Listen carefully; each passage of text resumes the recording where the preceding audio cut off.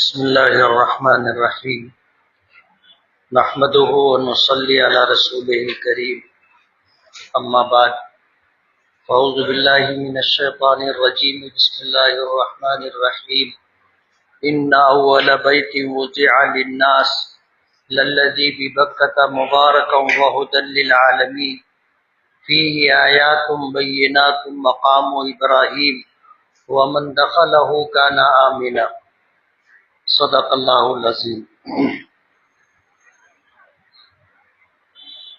بزرگان محترم اور عزیز دوستو،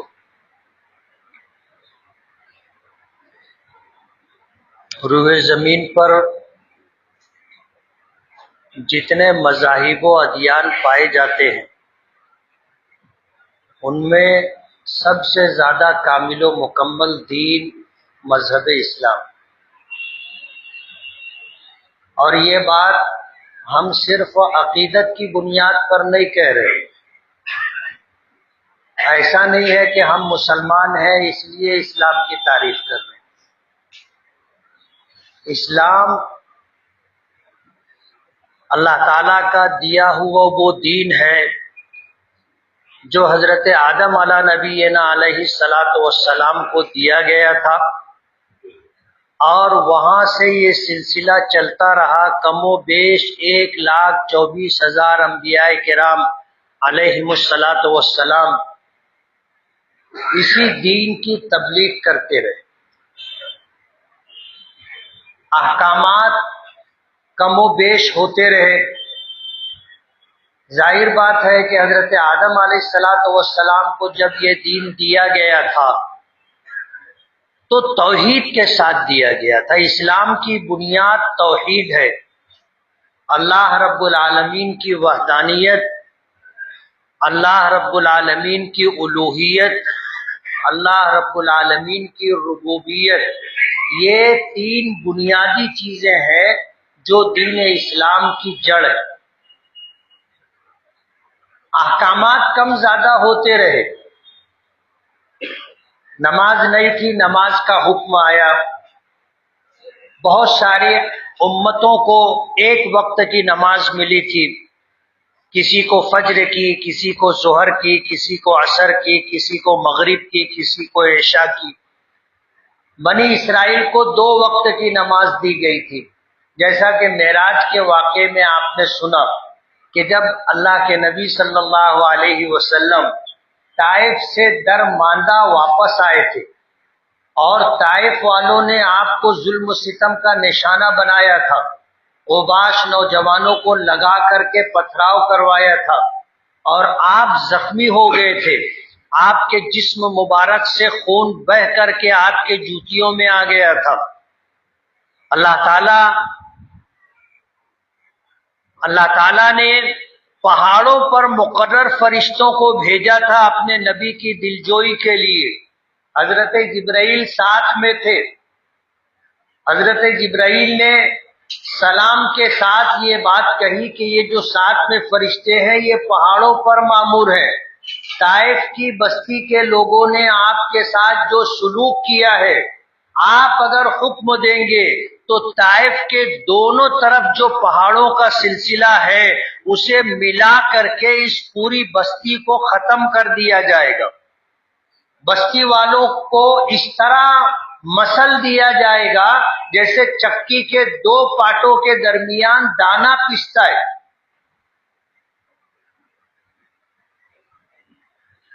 حضور پاک صلی اللہ علیہ وسلم کی دعاؤں میں آپ جب طائف سے باہر نکلے تھے زخمی حالت میں، اور حضرت زید ابن اسامہ جو آپ کو، حضرت زید ابن حارثہ جو آپ کو سہارا دیے ہوئے تھے، آپ کے ساتھ تھے، وہ روایت کرتے ہیں کہ حضور سے منقول جتنی دعائیں ہیں ان دعاؤں میں وہ دعا جو آپ نے طائف سے نکل کر کے بستی کے باہر مانگی تھی، ایسی دعائیں نہیں ملتی۔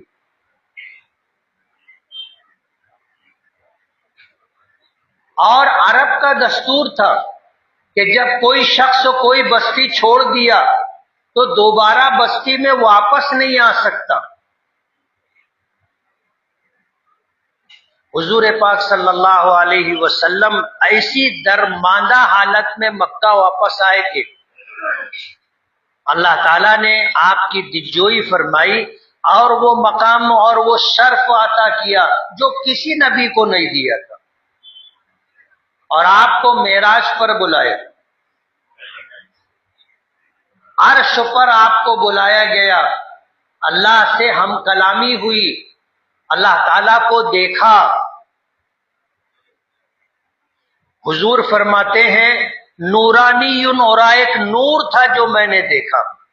اللہ تعالیٰ جسم اور جسمانیت سے پاک ہے، جیسے ہمارا جسم ہے، ہاتھ ہے، پیر ہے، سینہ ہے، کمر ہے، سر ہے۔ اللہ تعالیٰ کو جسم نہیں ہے، اور جسم کے جو تقاضے ہوتے ہیں اللہ پاک کے ساتھ وہ تقاضے بھی نہیں ہے، جیسے کھانا ہے، پینا ہے، آرام ہے، بیماری ہے، آرامی ہے، اللہ کے ساتھ یہ سب کچھ نہیں۔ یہ جسمانی تقاضے ہیں، یہ تھکتا ہے، اس کو نیند آتی ہے، یہ سوتا ہے۔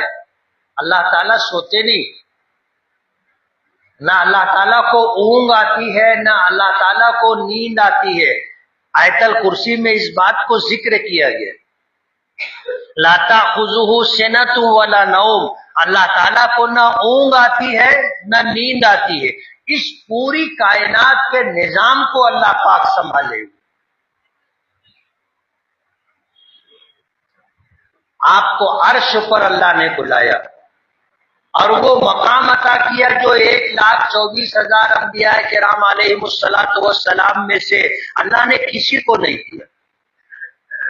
جب آپ جا رہے تھے تو چھٹے آسمان پر پہنچے تو حضرت موسیٰ سے ملاقات ہوئی، پھر 7ویں پر گئے، سدرۃ المنتہا تک جبرائیل ساتھ میں تھے، وہاں سے پھر آگے عرش پر حضور تنے تنہا تشریف لے گئے۔ واپس آئے تو حضرت موسیٰ نے پوچھا کہ تم نے اللہ کی بارگاہ میں کیا تحفہ پیش کیا؟ حضور پاک صلی اللہ علیہ وسلم نے بتایا کہ میں نے اپنی طرف سے اور اپنی امت کی طرف سے عبادتوں کا تحفہ پیش کیا، التحیات للہ والصلوات والطیبات، تمام قولی عبادتیں جو ہم زبان سے کرتے ہیں، قرآن کریم کی تلاوت کرتے ہیں، اللہ کا ذکر کرتے ہیں، خیر کی بات کہتے ہیں، تمام بدنی عبادتیں جو ہمارے جسم سے صادر ہوتی ہے، جیسے نماز ہے، روزہ ہے، اور اسی طرح حج عمرہ ہے، اسی طرح تمام مالی عبادتیں، زکوٰۃ ہے، صدقات ہے، عطیات ہے، یہ ساری عبادتیں اے اللہ صرف اور صرف تیرے لیے۔ حضور پاک صلی اللہ علیہ وسلم نے اپنی طرف سے اور اپنی امت کی طرف سے اللہ کی بارگاہ میں یہ تحفہ پیش کیا۔ اللہ بے نیاز ہے اور اسے کسی چیز کی حاجت نہیں ہے، لیکن ایک دستور ہے، اور آپس میں تعلقات کو یہ بات بتاتی ہے کہ آدمی جب کسی کے یہاں جاتا ہے تو کچھ لے کر کے جاتا ہے، تحفے کے طور پر، ہدیے کے طور پر۔ یہ ہماری تہذیب ہے جسے ہم نے بھلا دیا ہے۔ آج ہم اتنے مفاد پرست ہو گئے کہ صرف لینا جانتے اور آس لگائے رہتے ہیں کہ ہمیں کوئی دینے کا جو جذبہ ہے وہ تقریباً ہم لوگوں میں ختم ہو گیا۔ آپ اگر اپنے آپ پر غور کرو گے، سال ہا سال گزر جاتے، ہم کسی کو ہدیہ اور تحفے کے طور پر کچھ نہیں دیتے، جبکہ نبی کریم صلی اللہ علیہ وسلم کا طرز عمل رہا، آپ کی سنت رہی، آپ کا فرمان ہے تہادو تحابو، ہدیہ لیتے دیتے رہا کرو، دیا بھی کرو اور کوئی دے تو قبول بھی کر لیا کرو، تحابو، اس سے آپس میں محبت پیدا ہوگی۔ یہ ہمارے دین کی ہماری تہذیب کا ایک حصہ ہے اور یہ پسندیدہ عمل ہے۔ تو حضرت موسیٰ نے حضور سے پوچھا کہ تم اللہ کی بارگاہ میں گئے تو آپ نے کیا تحفہ پیش کیا؟ تو حضور نے بتایا کہ میں نے اپنی اور اپنی امت کی طرف سے اللہ کی بارگاہ میں عبادتوں کا تحفہ پیش کیا، قولی عبادتیں، بدنی عبادتیں، مالی عبادتیں، اے اللہ یہ صرف تیرے لیے، للہ، صرف تیرے لیے۔ یہی وجہ ہے کہ اس کائنات میں اللہ کے نزدیک سب سے بڑا گناہ شرک ہے، یعنی اللہ تعالیٰ کی ذات میں یا صفات میں ہم کسی کو شریک کریں، اور شریک کرنے کا جو عمل ہوتا ہے وہ عبادت کے ذریعے سے ہوتا ہے۔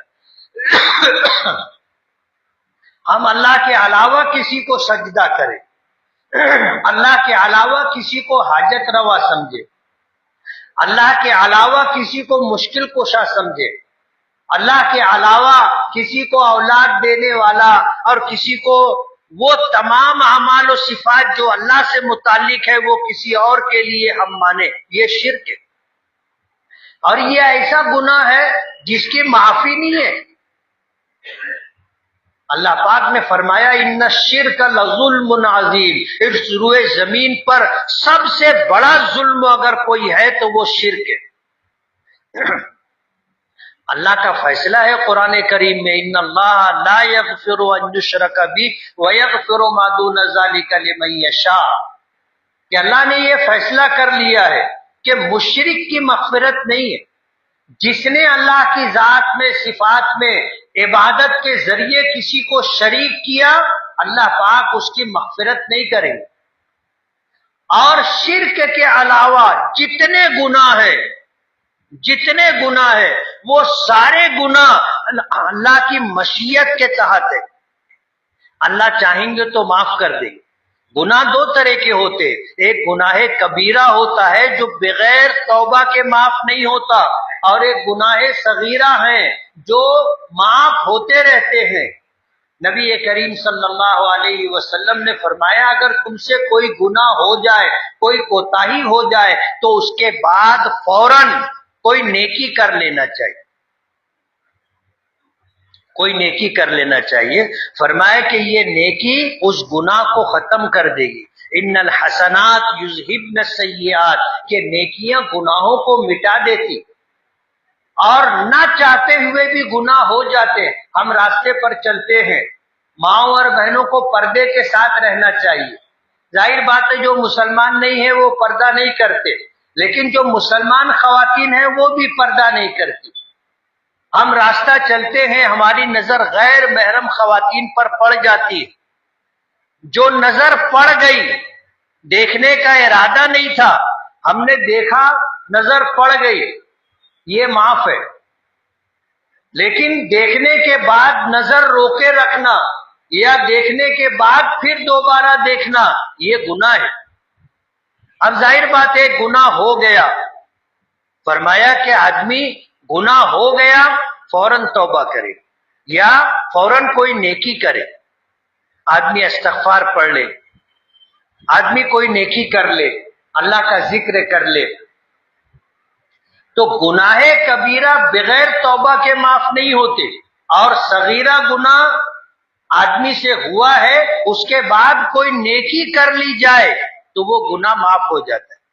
تو قیامت کے دن سارے گناہ اللہ کی مشیت کے تحت ہوں گے، اللہ چاہیں گے تو معاف کر دیں گے، لیکن شرک کی معافی نہیں ہے۔ جو آدمی دنیا سے جاتے ہوئے شرک کے ساتھ چلا گیا اس کی معافی نہیں۔ اللہ تعالیٰ نے عربوں کو جو خصوصیات عطا کیے وہ ہم سے اس معاملے میں ممتاز ہے، توحید کے معاملے میں بہت سخت ہے۔ اللہ کی ذات میں، اللہ کی صفات میں کسی کو شریک کیا جائے، اللہ نے عربوں کو یہ مزاج نہیں دیا، ان کی خصوصیت اور امتیاز ہے، توحید کے معاملے میں بہت سخت ہے۔ کوئی تو وجہ ہوگی کہ اللہ پاک نے مکہ مکرمہ اور مدینہ منورہ کو اسلام کے مرکز کے طور پر چنا۔ اللہ تعالیٰ نے اس علاقے کے لوگوں کو اپنے نبی کی معیت، رفاقت اور ساتھ کے لیے چنا، کوئی خصوصیت رہی ہوگی۔ غور کرنے کی بات ہے۔ حضور پاک صلی اللہ علیہ وسلم نے فرمایا عربوں کو برا بھلا مت کہو، اس لیے کہ میں بھی عربوں میں سے ہوں، اور اس خطے کے رہنے والوں کی اللہ کے نزدیک کچھ اہمیت ہے جس کے لیے اللہ پاک نے مکہ مکرمہ مدینہ منورہ کو چنا. تو شرک کی معافی نہیں ہے. اللہ تعالیٰ کو ہمارے کاموں میں سب سے زیادہ اگر کوئی چیز پسند ہے تو وہ عبادت ہے، اور اللہ عبادت سے خوش ہوتا ہے، دعا سے خوش ہوتا ہے. جو لوگ اللہ کی عبادت نہیں کرتے یا اللہ تعالیٰ سے مانگنا بند کر دیتے ہیں، اللہ ان سے ناراض ہوتا ہے. تو اللہ کو کسی چیز کی حاجت نہیں ہے، لیکن اللہ اگر خوش ہوتا ہے بندوں سے تو عبادت کے ذریعے، بندگی کے ذریعے. اور عبادت کا مطلب یہ ہے کہ آدمی اپنے آپ کو محتاج اور تابع سمجھتا ہے کہ یہ میرے پروردگار کا حکم ہے کہ میں اس کا تابع دار بن کر رہوں، یہ میرے پروردگار کا حکم ہے کہ میں اس کی عبادت کرتا رہوں. اللہ کو بندگی بہت پسند ہے. جب بندہ اللہ کی عبادت کرتا ہے اور اللہ کے سامنے عاجزی کا اظہار کرتا ہے تو اللہ پاک فرشتوں پر فخر کرتے ہیں، فرماتے ہیں کہ میرا یہ بندہ جانتا ہے کہ میرے در کے علاوہ اس کے پاس کوئی دوسرا در نہیں ہے، اور اس کی مصیبتیں پریشانیاں دور کرنے کے لیے میرے علاوہ کوئی نہیں ہے. اللہ کو یہ ادا بہت پسند ہے. تو عبادتوں کا تحفہ پیش کیا تھا. اللہ پاک نے جب حضور واپس آنے لگے 50 وقت کی نمازیں تحفے کے طور پر دی. آپ اندازہ کرو، حضور پاک صلی اللہ علیہ وسلم نے عبادتوں کا تحفہ پیش کیا تھا. آنے لگے، اللہ پاک نے نمازوں کا تحفہ دیا اور 50 وقت کی نمازیں دی. آپ کو معلوم ہے، میں تفصیل میں نہیں جانا چاہتا، لیکن ایک بات بتاؤں گا، اللہ پاک نے اس امت کو تحفے کے طور پر جو چیز دی تھی وہ نماز دی. اللہ کے خزانے میں لامحدود ہے، اور اللہ کے خزانے میں کیا نہیں ہے، اور پوری کائنات میں بسنے والی مخلوقات کی تمام تر ضروریات اللہ پاک پوری کرتے ہیں. لیکن اللہ نے اپنے خزانے سے اپنے محبوب کو اور اپنے محبوب کی امت کو جو تحفہ دیا وہ نماز کا تحفہ دیا. اسی لیے کل قیامت کے دن عبادات میں سب سے پہلے نماز کی پوچھ ہوگی. سب سے پہلے نماز کی پوچھ ہوگی، اور معاملات میں سب سے پہلے قتل کے معاملات اللہ کی بارگاہ میں پیش ہوں. اسی لیے کسی نے معاملات میں اگر کسی کو قتل کیا ہے یا کسی نے خود اپنی جان لے لی ہے، اللہ کی بارگاہ میں سب سے پہلے معاملات میں یہ مقدمات پیش ہوں. خودکشی کرنے والے کے لیے حدیث پاک میں آتا ہے کہ وہ ہمیشہ ہمیشہ جہنم میں رہے گا. اگرچہ دیگر آیات اور روایات کے پیش نظر علماء نے ہمیشہ سے مراد ایک لمبی مدت تک جہنم میں رہنا مراد دیا ہے، کہ قاتل ایک لمبے زمانے تک جہنم میں رہے گا، خودکشی کرنے والا ایک لمبے زمانے تک جہنم میں رہے گا. ایمان ہے تو سزا بھگتنے کے بعد اللہ جہنم سے نجات دے دیں گے، جنت کا داخلہ عطا کر دیں گے، لیکن اللہ کی بارگاہ میں حساب و کتاب کے لیے سب سے پہلے نماز کی پوچھ ہوگی. حضور پاک صلی اللہ علیہ وسلم جب مدینہ پہنچے اور اسلام کی تبلیغ و اشاعت کے لیے آپ جب آزاد ہو گئے تو مشرکین کی طرف سے رکاوٹیں جو آتی تھی اس کو ختم کرنے کے لیے آپ نے ان سے مقابلہ آرائی کی، جنگ کی، اور جو طریقہ کار اختیار کیا کہ اگر کسی بستی پر حملہ کرنا ہے تو دن کے اول حصے میں، رات کے آخر حصے میں آپ وہاں حملہ کیا کرتے تھے، لیکن بستی کے باہر رکتے تھے. اگر وہاں سے اذان کی آواز آئی تو پھر بستی پر حملہ نہیں ہوتا تھا. تو سب سے پہلے نماز کی پوچھ. اللہ نے تحفے کے طور پر نمازیں عطا کی 50 وقت کی. اس لیے اس کی اہمیت کا اندازہ آپ اس سے کریں کہ اللہ پاک مال و دولت بھی دے سکتے،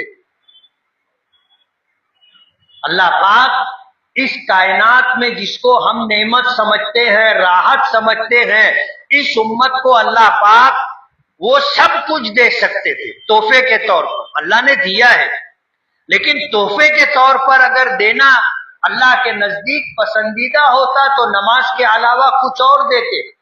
اللہ نے نماز عطا کی، اور وہ بھی 50 وقت کی نماز ہے۔ واپس آئے تو حضرت موسیٰ علیہ السلام نے پوچھا کیا دیے تھے اور کیا ملا؟ تو کیا دیا تھا وہ بتایا اور کیا ملا وہ بتایا۔ تو حضرت موسیٰ علیہ السلام کہنے لگے کہ میری امت کو 2 وقت کی نماز ملی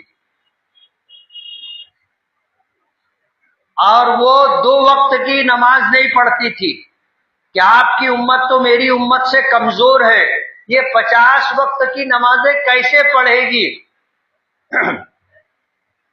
دینے والے نے تو دل کھول کے دے دیا اور تحفے کے طور پر دیا، لیکن آپ کی امت کر نہیں سکے گی۔ آپ کم کراؤ تو کم کراتے کراتے 10 کم ہوئی، پھر 10 کم ہوئی، پھر 10 کم ہوئی، پھر 10 کم ہوئی، پھر گئے 5ویں مرتبہ تو 5 کم ہوئی۔ حضرت موسیٰ علیہ السلام نے پھر مشورہ دیا کہ آ جاؤ اور کم کرواؤ۔ حضور نے فرمایا کہ اب مجھے حیا آتی کہ جو چیز مجھے اور میری امت کو تحفے کے طور پر دی گئی ہے میں اسے واپس کر رہا ہوں، مجھے حیا آ رہی ہے۔ اللہ پاک کی طرف سے آواز آئی کہ لا تبدیل لکلمات اللہ، ہم نے جو کہہ دیا اسے بدلا نہیں جاتا۔ آپ کی امت 5 وقت کی نماز پڑھے گی، ہم 50 وقت کی نمازوں کا ثواب دیں گے۔ اب آپ سوچو اگر پڑھنے پر 50 وقت کی نمازوں کا ثواب ملتا ہے تو نہیں پڑھنے پر کیا ہوگا؟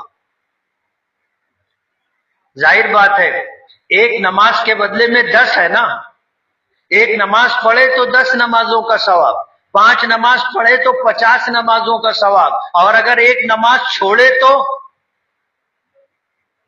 ضابطہ تو وہی ہے۔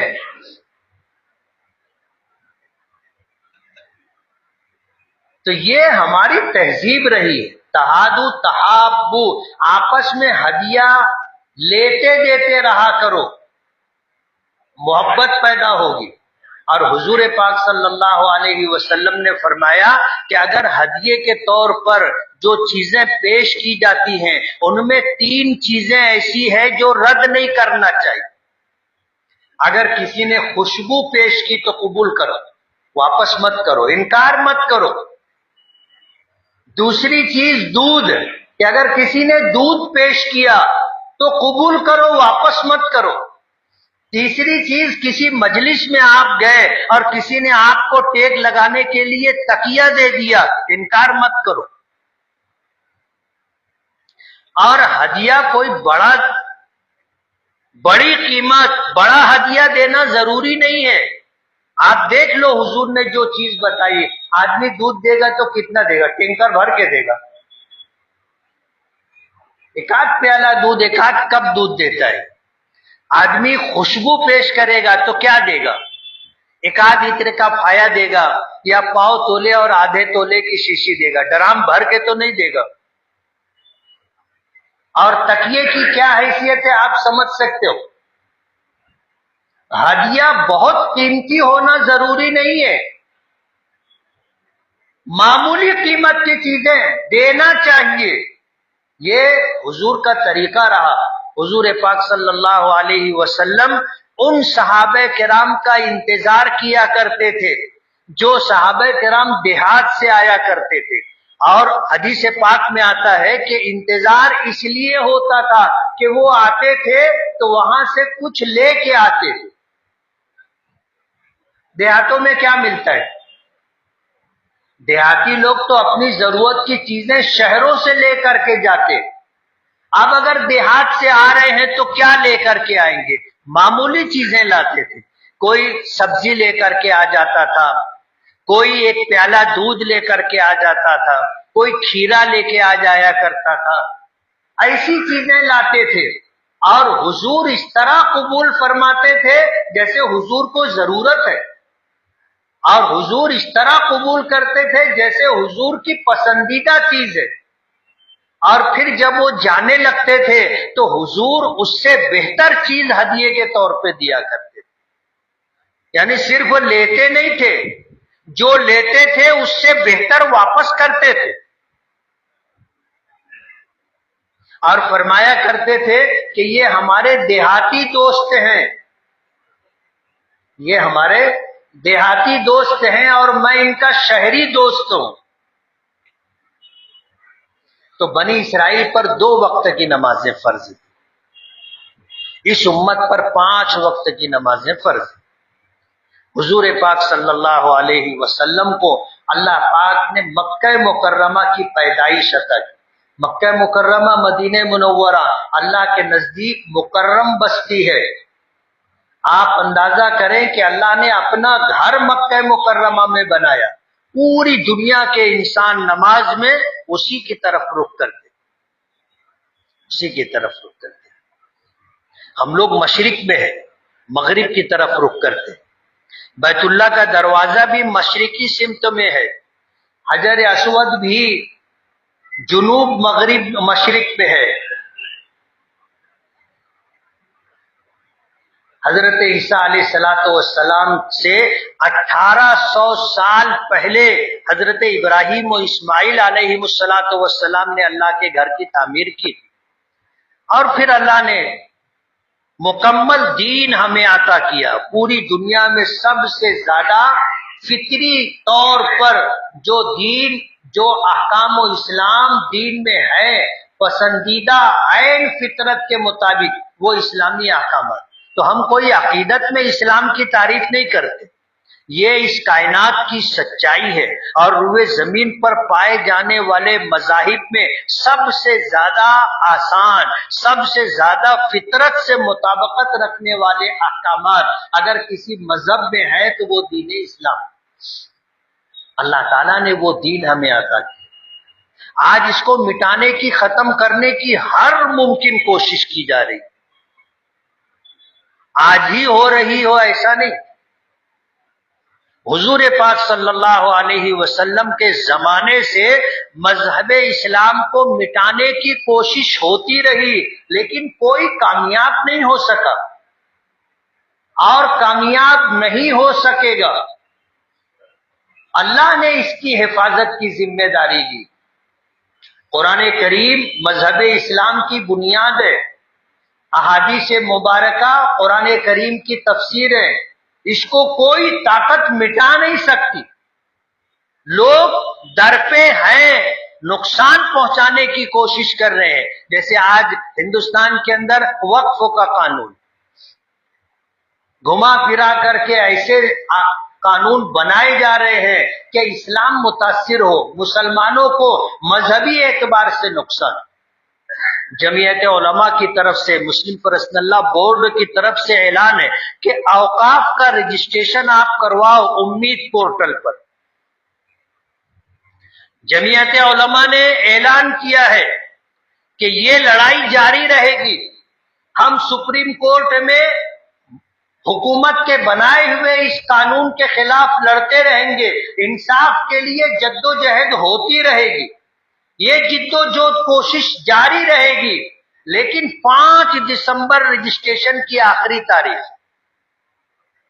تمام اوقاف، مسجد ہو، مدرسہ ہو، درگاہ ہو، مسافر خانہ ہو، اور بھی جو اس سے متعلق جائیدادیں ہیں، ان کا رجسٹریشن کرانا ضروری ہے۔ اور جو ذمہ داران ہیں ٹرسٹی حضرات، اگر وہ نہیں کروائیں گے تو 20,000 روپے سے لے کر 1,00,000 روپے تک جرمانہ ہو سکتا ہے، 6 مہینے کی سزا بھی ہو سکتی ہے۔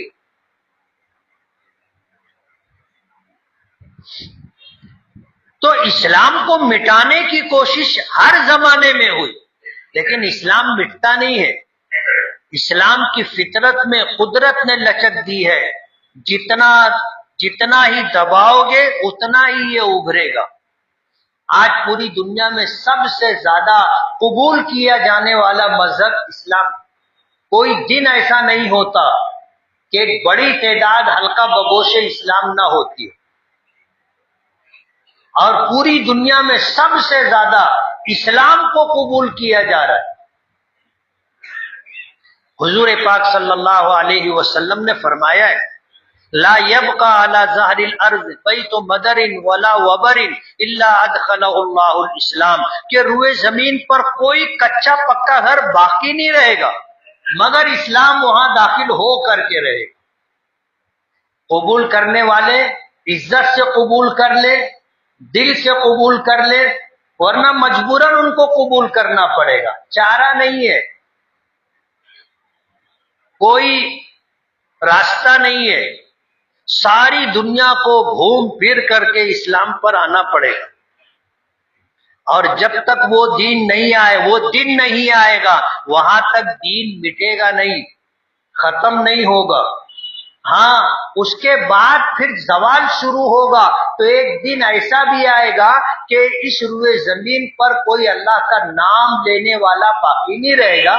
قیامت آ جائے گی، اللہ اس دنیا کو ختم کر دے. تو اسلام کو مٹانے کی کوششیں ہو رہی ہیں، تو ہماری بھی کوشش ہونا چاہیے اسلام کو باقی رکھنے کی اور اسلام کو عام کرنے کی، اس کو پھیلانے کی. ہم اگر آج کسی کا مذہب تبدیل نہیں کرا سکتے تو آپ اپنا عمل پیش کریں.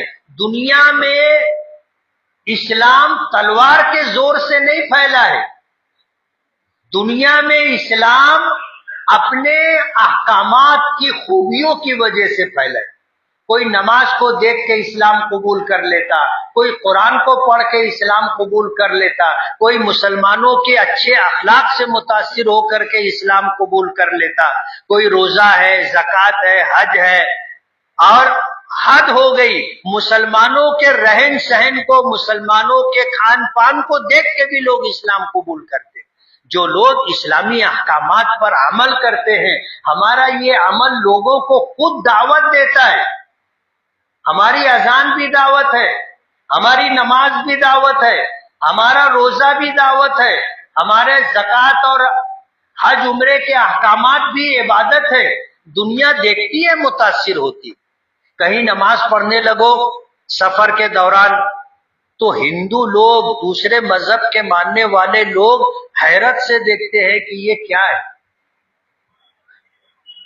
اور یہ وہ عبادت ہے جو اللہ نے ہمیں عطا کی. اس کی اپنی تاثیر ہے. ہم کسی کو دکھائیں نہ دکھائیں، لیکن جو دیکھ لیتا ہے وہ متاثر ہوتا ہے. تو ہم سچے پکے مسلمان بن جائیں، یہ بھی ایک دعوت ہے. ہمارے معاملات اچھے ہو جائیں، یہ بھی ایک دعوت ہے. ہماری بات چیت اچھی ہو جائے، یہ بھی ایک دعوت ہے. تو اگر دنیا اسلام کو مٹانا چاہتی ہے تو ہم اسلام کو باقی رکھنے کی اور عام کرنے کی کوشش کریں گے. یہ ضروری ہے، ہماری ذمہ داری ہے.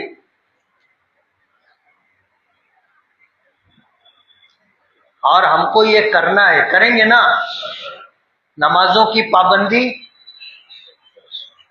4 وقت کی، 5 وقت کی نمازیں. ہماری جامع مسجد میں فجر کی نماز میں 2 صف مشکل سے ہوتی. آج 1.25 صف تھی. دوسری صف ادھر سے بھی کچھ خالی تھی، ادھر سے بھی کچھ خالی تھی. جامع مسجد ہے، ایک نماز پڑھنے پر 500 نمازوں کا ثواب ملتا ہے. ہمارا مال اگر مالیگاؤں میں 10 روپے میں بکتا ہے، ہم اگر دھولیا جا کے بیچے 20 روپے میں بکے گا تو آدمی کہاں جا کے بیچے گا؟ صرف ڈبل ہو رہا ہے، 500 گنا نہیں ہو رہا ہے، صرف ڈبل ہو رہا ہے. تو لوگ کرتے ہیں. ایک نماز پر اگر 500 نمازوں کا ثواب ملتا ہے تو ظاہر بات ہے جس کو بھروسہ اور یقین ہوگا وہ کیا کرے گا؟ 500. کوشش کریں، اپنی آخرت کی فکر کریں، نیکیاں کتنی اکٹھا ہم کر سکتے ہیں وہ کریں، یہی کام آئے گی، کوئی اور کام نہیں آئے گا۔ اور کسی کے بھروسے پہ مر کر آخرت میں نہیں جانے کا، کوئی کسی کو یاد ود نہیں کرتا، سب جانے والوں کو بھول جاتے، الا ماشاء اللہ کوئی دعا کرتا ہے اور کوئی ایصال ثواب کرتا ہے، ورنہ سب اپنے اپنے میں پریشان ہیں۔ اس لیے اپنی تیاری اپنے کو کرنے کا کریں گے۔ گزشتہ ہفتے مدرسہ تجوید القرآن کا چندہ ہوا تھا 54,100 روپیہ، اور 31 اکتوبر جمعہ کو انعام العلوم کا چندہ ہوگا، پیسہ لے کے آنا۔ یہ اس لیے سنایا جاتا ہے کہ ہم اپنے آخرت کے خزانے میں نیکیاں جمع کر کے جائیں۔ بدنی عبادات سے زیادہ اللہ تعالیٰ کو مالی عبادات پسند ہے۔ کیا؟ بدنی عبادات سے زیادہ ایصال ثواب کے لیے اور اپنے لیے مالی عبادات اللہ کے نزدیک زیادہ اہمیت رکھتی۔ آپ سمجھیں کہ اگر کسی کی طرف 3 پیسہ کسی کا باقی ہے تو کل قیامت کے دن ان 3 پیسوں کی ادائیگی میں 700 مقبول نمازیں دینی پڑے گی۔ کتنی؟ زور سے بولو نا۔ 700 مقبول نمازیں دینی پڑیں گی۔ پتہ نہیں ہے بھی کہ نہیں ہمارے پاس۔ تو اللہ کے نزدیک مالی عبادات، مالیات کی اہمیت بہت زیادہ ہے۔ اپنے بھائی بہنوں کے حقوق ادا کرو، دوست و احباب کے حقوق ادا کرو، کسی سے قرضہ لیا ہے جلدی واپس کرو، کب بلانا آ جائے گا معلوم نہیں۔ اللہ تعالی ہمیں عمل کی توفیق عطا فرمائے۔ وآخر دعوانا ان الحمدللہ رب العالمین۔ جن ساتھیوں نے سنت نہ پڑھی وہ سنت پڑھ